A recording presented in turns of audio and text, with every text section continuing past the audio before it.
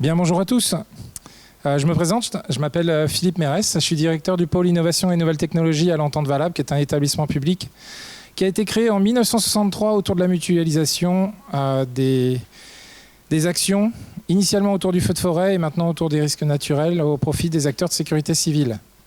Et à l'intérieur, il y a des sapeurs-pompiers, il y a des civils, il y a des géomaticiens, des développeurs. Et il y a une école, enfin il y a un centre de recherche.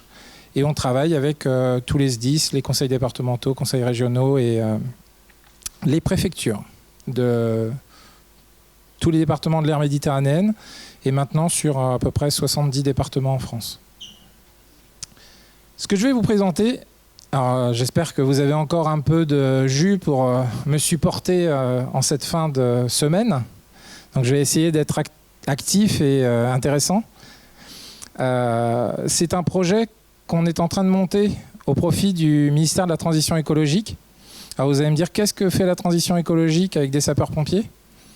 Bon, il y a un lien naturel quand même, hein, c'est qu'à un moment donné, on œuvre tous pour la protection de notre écosystème. Et il s'avère que c'était de toute façon la transition écologique qui avait les financements. Donc, on est allé chercher les sous là où il y en avait. Hein. Donc, soyons sincères. Et notre objectif, c'était de faire de la détection et du suivi de l'ensemble des feux de forêt et feux de végétation sur l'ensemble du territoire. Vous allez comprendre qu'une fois qu'on a dit ça, on n'a pas tout dit. Sachant que, bon, pourquoi ça s'appelle Panoptès? D'une part parce que c'est un dieu grec hyper sexy. Il a à peu près 400 yeux sur le corps. Donc vous pouvez imaginer les câlins avec lui. Et surtout, nous, ce qu'on voulait, c'était bien montrer que l'apport qu'on voulait amener dans le cadre de Panoptès, c'était vraiment mettre de la rupture par rapport à ce qui se fait aujourd'hui.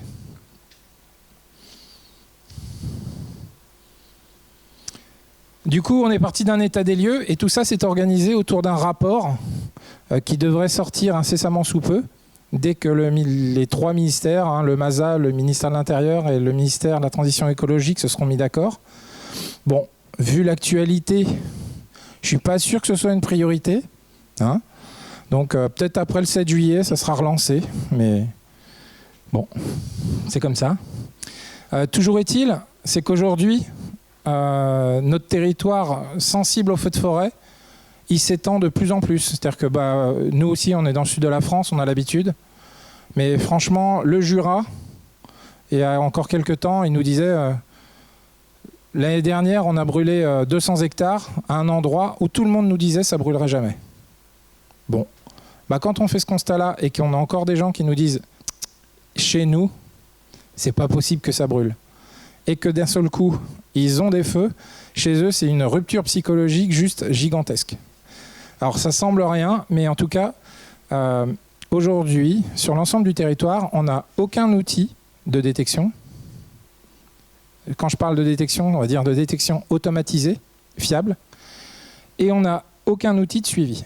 Donc en effet, tout ce qui était détection par IA, on en a quelques-uns, mais aucun n'est efficace à 100%, ou en tout cas avec un taux de fiabilité intéressant. On n'a aucun système qui est déployé à une échelle territoriale complète. Et enfin, aujourd'hui, nous, on court après le feu, en fait. Hein. On ne le voit pas, le feu. Réellement, on subit sa progression. Et avant qu'on arrive à anticiper, on se prend des claques. Et il faut vraiment qu'on ait des efforts énormes pour ensuite reprendre la main sur le cours de l'intervention. Sachant qu'en plus, toutes les conditions de survenue et de propagation du feu changent de plus en plus et deviennent de plus en plus violentes. Et donc mes collègues sont de plus en plus confrontés à des feux qui ont des comportements de plus en plus agressifs.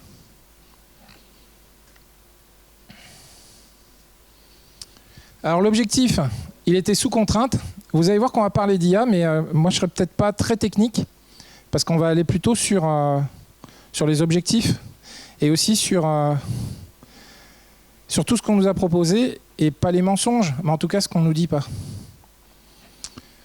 Donc les contraintes techniques, c'est des solutions matérielles, logicielles, organisationnelles. Il fallait qu'on donne, enfin il faut que nous dans le rapport on parle de tout ça et qu'on fasse une étude exhaustive.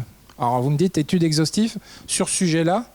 En fait on s'est lié au pôle Safe et on a lancé un appel à manifestation d'intérêt national qui nous a permis de recenser sur le territoire toutes les sociétés, associations, groupes farfelus qui étaient en capacité de nous donner des solutions pour mettre en place de la détection et du suivi. Ensuite, on avait une contrainte temporelle. Parce qu'en fait, un feu, on le détecte à partir de quand? Alors là, c'est pas résolu. Je vous explique pourquoi. Quand un feu s'allume en sous-bois, on ne sait pas à quel moment on va le détecter.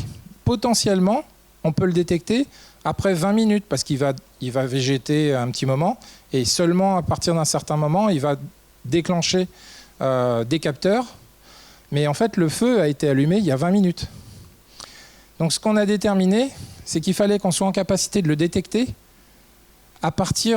dans les 5 minutes, à partir du moment où il est détectable. D'accord? Ok, c'est un peu alambiqué, mais on n'avait pas le choix. Et enfin, pour la partie suivi, on a déterminé qu'on était en quasi temps réel si on avait un relevé du contour de feu, du front de flamme, des points chauds et des sautes de feu toutes les 20 minutes. Parce qu'en même temps, nous, sapeurs-pompiers, on n'aurait pas été en capacité d'avoir des délais inférieurs et prendre en compte en effet toutes ces modifications. Et une des contraintes spatiales, bien sûr, c'est le fait qu'on soit à l'échelle nationale avec la Corse. Donc derrière, on a fait le point sur toutes les technos qui nous étaient offertes. Alors qu'est-ce qu'on connaît? Vous connaissez, voilà. Chacun d'entre vous est un de nos capteurs, puisque vous avez des yeux, des oreilles et un nez. Et en plus, vous avez des super smartphones qui sont directement branchés sur le 112, et quand vous nous appelez, on sait à peu près, quand vous savez où vous êtes, où vous vous trouvez, pas vraiment où se trouve le feu, mais en tout cas où vous vous trouvez. D'accord? Donc le premier capteur le plus efficace, c'est vous. Encore faut-il que vous soyez dans la forêt, qu'il fasse jour, et que vous voyez la fumée, ou en tout cas le feu. Si c'est pas vous qui l'avez allumé. Hein. Non, mais j'en vois quelques-uns qui ont l'habitude de faire des barbecues, là, et il faudra qu'on en parle. Toujours est-il, en fait, ce capteur-là, c'est-à-dire vous, il est efficace, mais pas partout. Dans le sud de la France, ça marche bien parce que vous êtes toujours en forêt, dans la colline avec votre chien, etc. C'est super. Par contre, quand vous êtes dans la forêt de Sologne, il y a un peu moins de monde. Quand vous êtes dans le Jura, c'est un peu plus perdu, et etc. dans les contrées un peu plus perdues de France. Donc, ici, on a aussi mis en place des guets, c'est-à-dire des cabanes en altitude, avec des hommes à l'intérieur ou des femmes qui vont scruter la forêt pendant toute une journée avec des jumelles. Bon, c'est abandonné de plus en plus parce que c'est très difficile de rester en effet sur des longues durées à 25 mètres de haut et essayer de regarder la forêt tout le temps. Je pense que les téléphones ont amené aussi une petite contrainte, c'est que ça doit les perturber de temps en temps. Donc ils sont plus sur le téléphone qu'en train de regarder la forêt. Et l'autre chose, c'est que de toute façon, c'est difficile aujourd'hui de chercher des gens qui auront envie de rester pendant 24 heures tout en haut pour regarder la jumelle des départs de feu. Donc aujourd'hui, tout ça, c'est de plus en plus transformé par des caméras qui vont venir scruter. Et derrière, en fait, les gens qui vont venir regarder ce qui se passe en forêt, ils seront derrière des écrans. Alors, deux solutions. Soit ils sont derrière les écrans et ils scrutent, soit ils ne vont derrière les écrans qu'à partir du moment où les capteurs que vous êtes nous ont appelés et on vient contrôler qu'il y a bien eu quelque chose. Alors vous avez vu que là, l'IA, elle n'est pas encore là. Hein. On a malgré tout des sociétés qui nous proposent aujourd'hui de scruter les flux vidéo et de nous amener des alarmes en mode direct avec de la détection par IA. Alors, ça, on en a eu 6 qui nous ont proposé, dans le cadre de Panoptes, des solutions de ce genre-là. On va tout de suite tordre le cou à un truc. C'est qu'en fait, quand les sociétés viennent nous voir, elles nous disent « Écoutez, j'ai un super truc. ça détecte les feux 95%. L'autre 90%, etc., etc. Et on dit, mais comment vous faites pour savoir qu'en effet, vous détectez à 95%, quoi? Ah ben nous, on a traité 30 000 images. Waouh! Vous les avez trouvées où? Ah, on ne peut pas vous le dire, etc. Ok, c'est secret. Après, on cherche un peu et on apprend qu'en fait, ils ont entraîné leur système avec 3 vidéos qui tournaient à 25 images secondes. Et donc, vous pouvez imaginer le nombre d'images qu'ils ont traitées, mais c'était en fait juste un feu enfin 3 feux différents. Et forcément, c'est facile d'entraîner un modèle sur 3 feux seulement, quoi. Donc tout ça pour vous dire, c'est qu'en fait aujourd'hui, quand on vous propose de l'IA, et c'est ce qu'on va faire nous, il faut être en capacité de contrôler ce qu'on vous propose. La fiabilité de la donnée, la méthode de création, c'est pourquoi, suite à ce projet, on va mettre en place ce qu'on appelle un benchmarking, et on va créer des datasets de tests pour que quand on nous propose des solutions, on leur file le dataset et derrière, on ait ce benchmarking qui dise « Ok, vous êtes à 95% sur ce jeu de données, donc on sait ce que vous êtes réellement capable de détecter. » Et on aura des éléments de comparaison. Alors ça, c'est les caméras. Un élément que vos enfants certainement utilisent régulièrement, même si ce n'est pas les mêmes que vous, c'est les réseaux sociaux. Donc aujourd'hui, on a des jeunes qui sont plus sur les réseaux sociaux et qui ne connaissent pas le 112 ni le 18. Donc comment, aujourd'hui, serions-nous en capacité de détecter des feux à partir des réseaux sociaux? Automatiquement. Même sans que vous vous en rendiez compte. Encore une fois, vous, capteur lambda, vous allez vous balader dans la forêt et vous prenez votre chien sur la colline parce qu'il est beau, etc. Et voilà. Et vous ne voyez pas, mais à 5 km derrière, il y a un petit panache de fumée qui sort. En fait, si on pouvait détecter ça, on aurait une information qui nous aiderait. Et il y a des sociétés qui sont aujourd'hui en capacité de nous fournir ces informations sur plus d'1 million de sources. Donc, on va tester. L'IoT. Tout le monde sait ce que c'est l'IoT? Je vois que tout le monde... ouais, non. IoT, Internet des objets. En gros, votre smartwatch, votre voiture, votre prise électrique, votre chauffe-eau est un IoT. Aujourd'hui, il y a des objets qu'on nous propose de positionner sur des arbres avec des capteurs spécifiques qui vont donc avoir une capacité de détection. Donc, encore une fois, ça c'est quelque chose qui nous intéresse bien à mettre à des endroits très précis dans la forêt, dans les espaces périforestiers, pour savoir si en effet on n'a pas un déclenchement et une progression du feu spécifique. Donc, et pour faire ça, bien entendu, il va falloir qu'on ait de l'IA. Ce qui va être encore plus intéressant, c'est quand on va croiser les informations. C'est-à-dire, vous imaginez, on met un capteur sur un arbre, il se déclenche, et derrière, on dit à la caméra, va regarder ce qui se passe. Et là, du coup, on a non seulement la détection et la levée de doute. Derrière, nos collègues, ils peuvent enquiller les camions et éteindre le feu avant qu'ils prennent une proportion trop importante. Ensuite, on va retrouver des choses un peu plus habituelles, que sont les drones et les drones voilure tournante et drones avec des ailes fixes, mais qui n'auront pendant encore quelques temps aucun intérêt sur la partie détection, mais par contre un intérêt certain sur la partie suivi du feu. Donc on a aussi sérié ces vecteurs-là. Les ballons captifs qui nous ont été proposés, mais qui ont vraiment des gros problèmes d'employabilité actuellement. Donc que pour l'instant, on sort un peu du scope. Donc les ballons captifs, vous imaginez une petite montgolfière que vous faites voler entre 50 et 100 mètres. Tout ce qui va être avion, donc là ça va être intéressant, mais par contre ça va avoir des portées et une fauchée de détection qui sera limitée.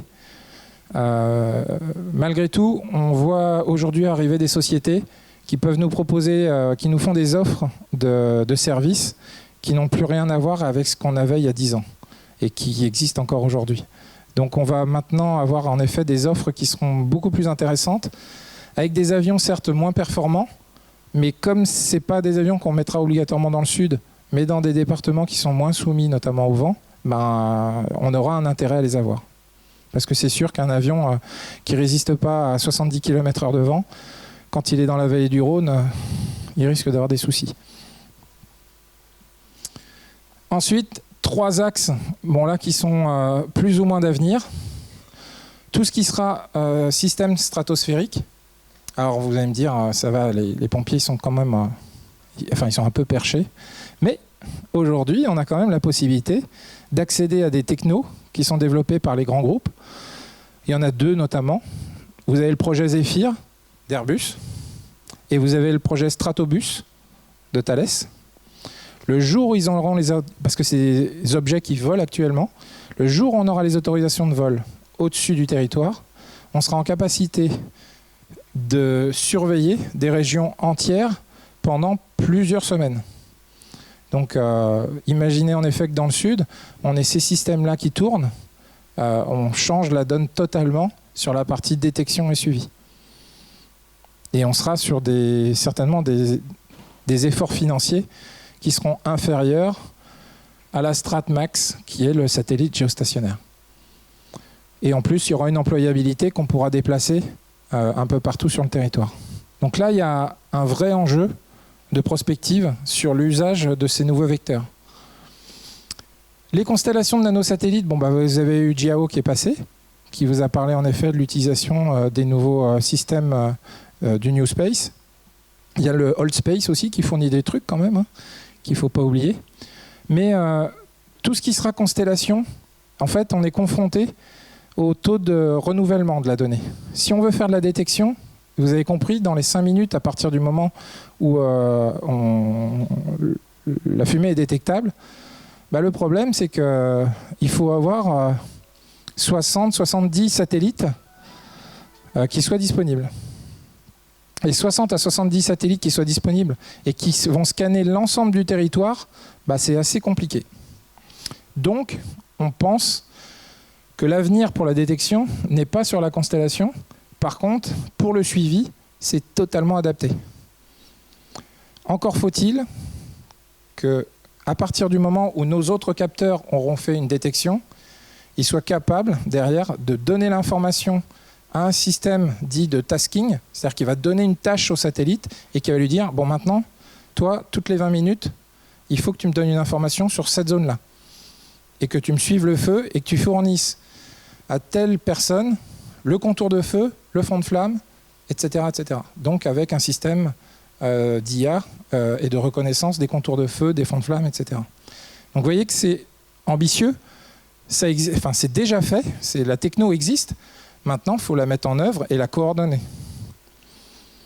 Enfin, on arrive à la strate la plus élevée, qui sera le satellite géostationnaire, qui lui, par contre, notamment dans le cadre d'un projet Thales EarthLive, est en capacité de scanner la totalité du territoire toutes les 5 minutes.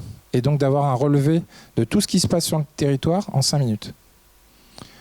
Donc si on a ça, bon, vous imaginez bien sûr pour les besoins de la sécurité civile, dans le feu de forêt, demain sur les inondations, les mouvements de terrain, les tremblements de terre, enfin tout ce qui nous risque, pas quotidien, mais en tout cas les désastres majeurs, on aura des systèmes de remontée d'informations qui seront top.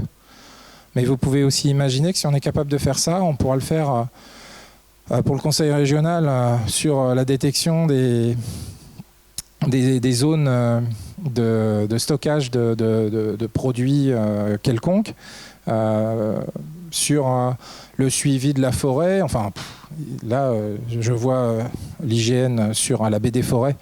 Il pourra la renouveler toutes les 5 minutes, vous imaginez ? Ça serait top, hein.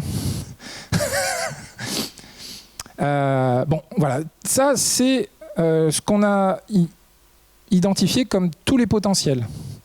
Une fois que vous avez fait ça, bah, le problème, c'est que si on reste comme on est aujourd'hui, chaque capteur dispose de son IA et ne communique pas avec les autres. Et chaque marché public, aujourd'hui, n'oblige pas à fonctionner ensemble. Donc on a plein d'enjeux qui sont, d'une part, il faut qu'on mette en place une structure centrale, ce qu'on va appeler le corps Panoptes, qui va intégrer toutes les informations des capteurs et qui va ensuite les transférer vers les systèmes opérationnels. Donc en gros, les sapeurs-pompiers, les états-majors de zone et les acteurs politiques qui auraient un intérêt à avoir ces informations. Et il y a un truc important dont on parle peu, c'est ensuite, il va falloir que cette donnée, on la stocke et on la référence de la meilleure façon possible. Pourquoi? Alors, je laisse cette question en suspens pour la dernière slide. D'accord? Comme ça, vous ne partez pas tout de suite et vous attendez le truc incroyable qui va arriver à la fin.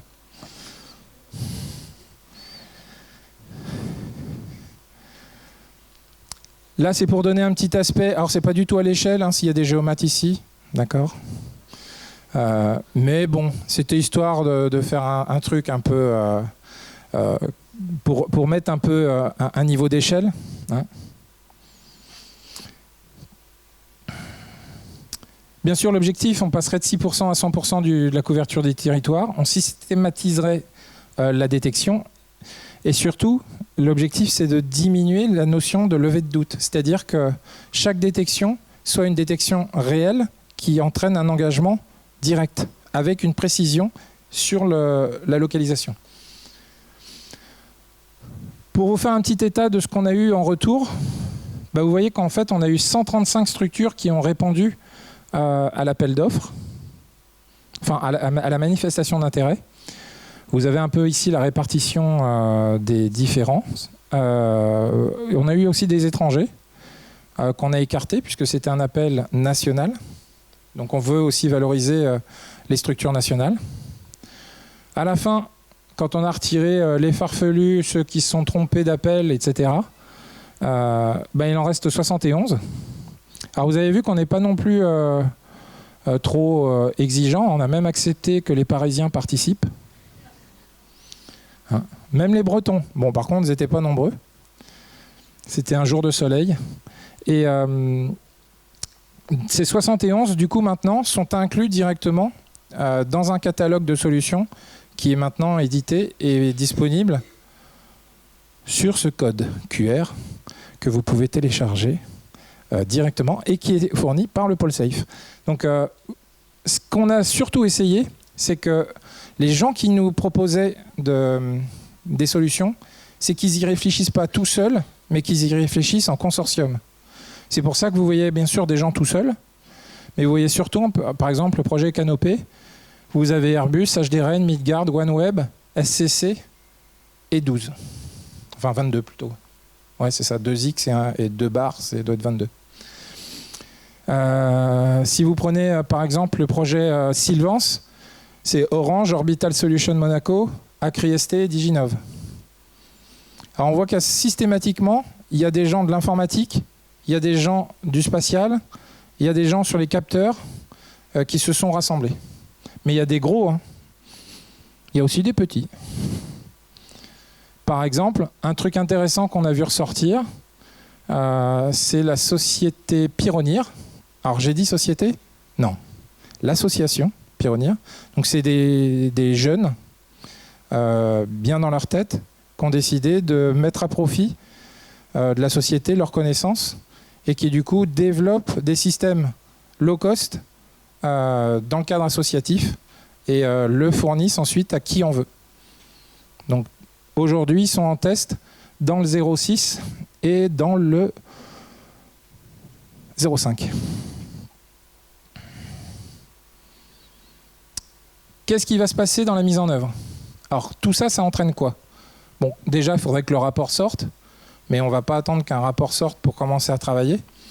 Donc la première chose qui va se mettre en place, notamment, c'est un lab IA qui va se mettre en place au sein des 2 établissements publics de sécurité civile, que sont l'ENSOSP, l'École nationale supérieure des officiers de sapeurs-pompiers, l'Entente Valabre, et qui intégrera tous les acteurs qui ont envie de travailler sur ces sujets.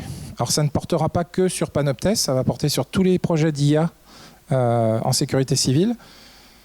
Et les premiers intéressés sont le SDIS 13, le Pôle Safe, l'Agence du numérique de la sécurité civile. Et j'ai mis 3 petits points parce que ça arrive tout le temps. Mais il sera effectif au 1er janvier 2025. Ensuite, ce que je vous ai dit, c'est la mise en œuvre d'un dataset de benchmarking de façon à contrôler que les IA qu'on nous propose soient réellement efficaces, ou en tout cas efficaces dans certaines circonstances. Ensuite, c'est mettre en place un suivi et vérifier les résultats des appels du CNES France 2030. Notamment, il y en a 2 qui nous intéressent. Celui sur l'observation de la Terre, parce qu'il y a 2 lots qui sont sur la gestion de crise, notamment les inondations et le feu de forêt.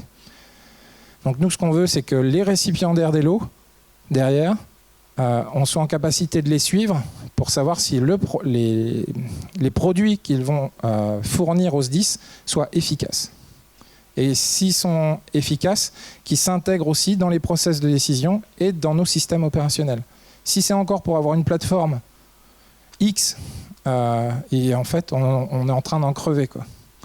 Donc, les sapeurs-pompiers, aujourd'hui, ils ont Météo France, ils ont 2 écrans pour leur système opérationnel, ils ont un écran pour Predict potentiellement, ensuite ils vont avoir un écran pour le résultat du CNES satellitaire, ils vont avoir Windy, ils vont avoir Synergie, enfin, à la fin vous avez 50 systèmes différents et il n'y en a aucun qui communique. C'est quand même fou, quoi. D'où la question, c'est que quand vous avez demain et que vous vous engagez en effet à avoir de l'IA et de la gestion de bases de données, il y a une clause à mon avis, et on a vérifié ça avec nos collègues de la marine, qui le font maintenant systématiquement. Il y a une clause obligatoire que vous devez mettre, c'est que la donnée, elle doit vous être fournie en dur. Elle ne doit pas être sur une plateforme. Si elle est sur la plateforme, ça veut dire qu'elle n'est pas vraiment à vous, quoi. Donc déjà, qu'on vous la mette sur une plateforme, pourquoi pas, mais surtout la donnée, elle doit arriver chez vous. Que derrière, vous puissiez l'utiliser pour autre chose, que vous puissiez la manipuler et que vous puissiez la croiser avec d'autres données que vous avez vous-même. Et ça serait pas logique. Vous payez pour quand même une production, vous devriez récupérer cette donnée et qu'elle soit à vous. Donc nous, c'est un truc qu'on fera très attention, sur lequel on va être très attentif et qu'on essaiera de propager à l'ensemble de nos collègues pour qu'ils l'incluent dans tout leur cahier des charges. Du coup, ça sera une clause spécifique Panoptes. Derrière, vous imaginez bien, on est des sapeurs-pompiers, ça ne veut pas dire qu'on est limité intellectuellement, hein, parce que des fois, il y en a qui le pensent. Je pense à quelqu'un là derrière qui me regarde toujours bizarrement. Oui, c'est cette dame là-bas, là, vous pouvez la regarder. Hein. C'était mon adjointe, c'est pour ça que je dis ça. Elle a toujours pas compris ce que je fais. En fait, il y a des métiers, aujourd'hui on ne sait pas, enfin on n'en a pas chez nous. Les data scientists, les data analysts, les data modelers, les data engineers, les cloud architects. Alors peut-être que pour vous c'est des trucs normaux, mais nous, ils font quoi ces gens-là en fait? Donc il va falloir qu'on intègre ces gens qui ont des profils particuliers de façon à ce qu'on puisse les employer pour nos besoins.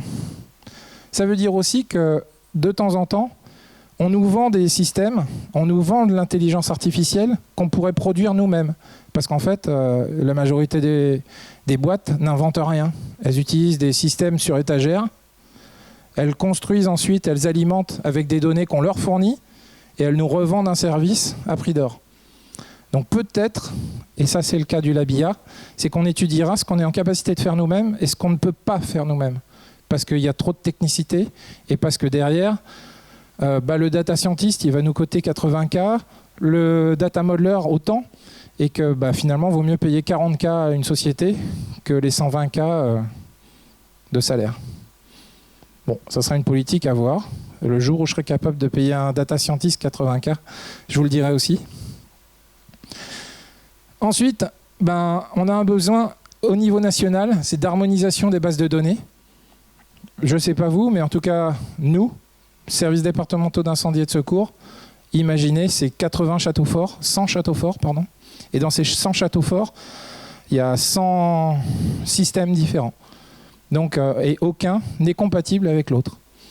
Donc il va falloir qu'on harmonise ça. Alors on a une petite expérience autour de la DFCI, ça nous a mis 20 ans.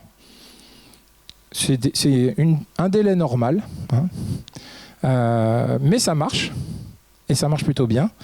Et la philosophie commence à rentrer vraiment dans les gènes de l'ensemble des SDIS, à savoir qu'il faut que maintenant on arrête de travailler seul et qu'on travaille réellement sur des choses communes. Et comme la donnée devient le moteur de toutes nos sociétés, il faut que nos données, nous, sapeurs-pompiers, deviennent aussi harmonisées. Et enfin, et ça c'est presque essentiel, il faut structurer les marchés publics qu'on produit.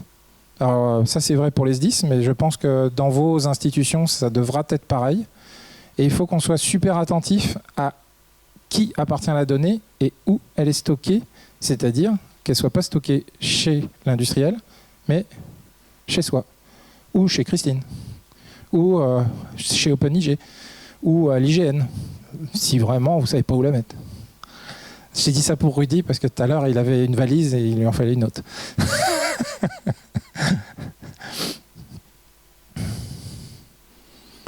Voilà la dernière slide. Et là, normalement, je devrais entendre que des « Oh ». Ah, voilà, ça va. Donc, ce fameux « Oh » incroyable que vous venez de sortir de vos poitrines gorgées d'air, eh bien, c'est qu'en fait, Panoptest, ce n'est pas le vrai objectif. Le vrai objectif de tout ça, c'est qu'en fait, la détection ne fonctionne plus parce qu'on aura tellement de données incroyables qu'on arrivera à croiser avec d'autres ressources qu'on sera en capacité de faire un minimum de prédiction. Donc je ne vous dis pas qu'on sera dans Minority Report, hein, mais quand un jour on aura des probabilités d'émergence de feu à 6-8 heures parce que toutes les données se croisent exactement dans le même cadre et dans les mêmes conditions que ce qui s'était passé il y a 6 ans, et qu'on dira, attention là, il y a vraiment des possibilités d'éclosion importantes, en fait, on n'agira pas sur la lutte, on agira sur la prévention. Et du coup, on changera notre modèle pour envoyer des patrouilles de l'ONF, des CCFF, des sapeurs-pompiers, des gendarmes, des gardes champêtres, enfin ce que vous vous imaginez, et ils iront sur le terrain éviter que le feu s'allume. Et si on arrive à faire ça, en fait, nos modèles de détection ne seront plus utiles, ou en tout cas à 50% de ce qu'ils sont aujourd'hui actuellement. Donc, ce n'est pas un projet qui est derrière a une vocation à exister l'année prochaine. Il va falloir qu'on constitue les bases de données, que derrière on alimente les systèmes. Mais au vu de l'augmentation d'activité autour des risques naturels, il faut qu'on commence à préparer les choses pour que dans 10 ans, au vu de l'émergence des risques et des occurrences, on soit en capacité de commencer dans 10 ans à avoir de la prédiction. Vous voyez, je ne suis pas très optimiste, hein, je ne dis pas que c'est dans 5 ans. Je pense vraiment que si on y arrive dans 10 ans, c'est qu'on est bon. Alors peut-être que vu les technologies, ça ira plus vite, mais rien ne le dit. Vous avez compris que c'était la dernière slide, et du coup, je vous dis merci.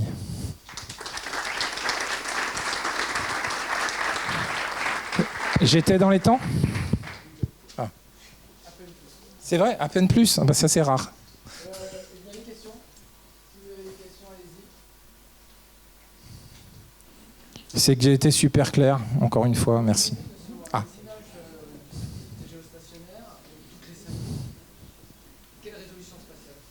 Alors, ce qui nous est proposé, c'est une résolution à 80 mètres avec de l'hyperscale qui nous permettrait d'améliorer la résolution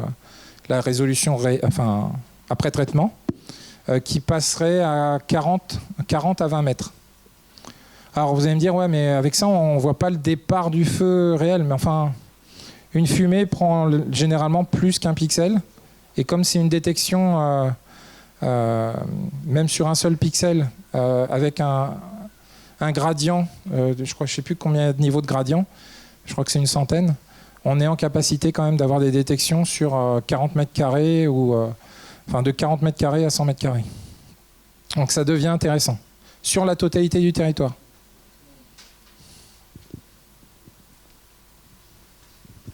Merci.